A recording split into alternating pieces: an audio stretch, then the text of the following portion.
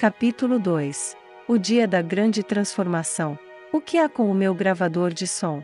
Mais uma vez chegou a primavera em Estocolmo, aquela primavera tímida de cidade grande, que se pode reconhecer pela sempre crescente luz do dia e pela extinção cada vez mais lenta do rubor crepuscular do céu noturno.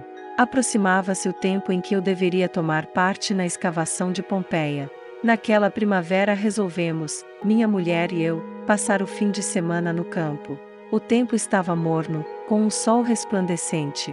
O jardim, todo florido, espargia perfume, e desde o amanhecer até o anoitecer ouvia-se o canto dos pássaros.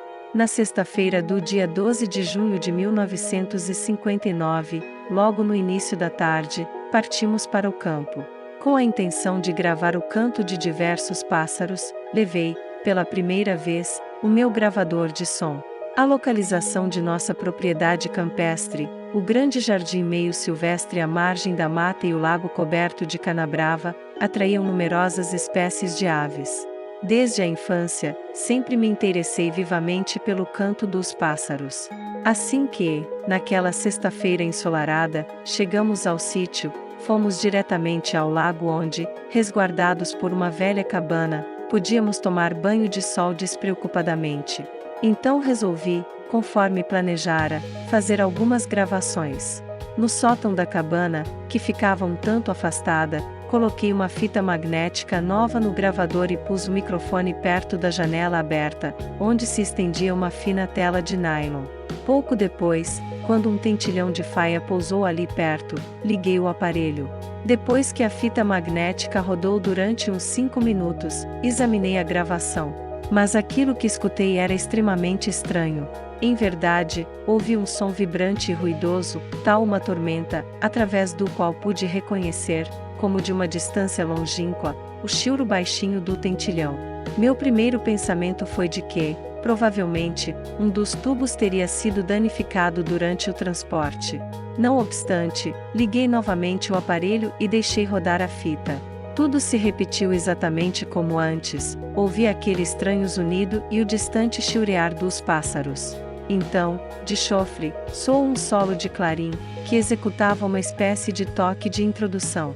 Atônito, continuei a escuta, quando, repentinamente, uma voz de homem começou a falar em norueguês. Se bem que a voz soasse baixinho, pude entender nitidamente as palavras. O homem se referia a vozes de pássaros noturnos, e eu percebia uma sequência de sons grasnantes, sibilantes, murmurantes, entre os quais julguei reconhecer o canto de um alcaravão.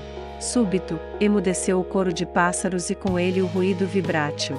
A seguir, soou o alto gorjeio de um tentilhão de faia e, à distância, ouvia-se o canto dos milharoses. O aparelho funcionava outra vez perfeitamente. Mas, na realidade, o que ocorrerá? Para mim era um fato evidente tratar-se da irradiação de alguma emissora norueguesa. O único radioreceptor que possuíamos no campo e em Molno, achava-se em minha residência e não estava ligado, nem existiam outros aparelhos nas redondezas.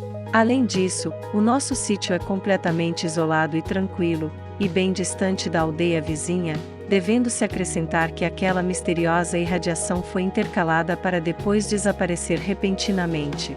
Claro é que, em certas circunstâncias, um gravador de som pode funcionar como radioreceptor. Mas parecia-me esquisito que, justamente a mim, que estava à procura de canto de pássaros, soassem na fita magnética os pios de aves noturnas norueguesas, no momento exato em que liguei o aparelho. Haveria inteligências invisíveis que, desta maneira perceptível, queriam chamar minha atenção. Era enigmático.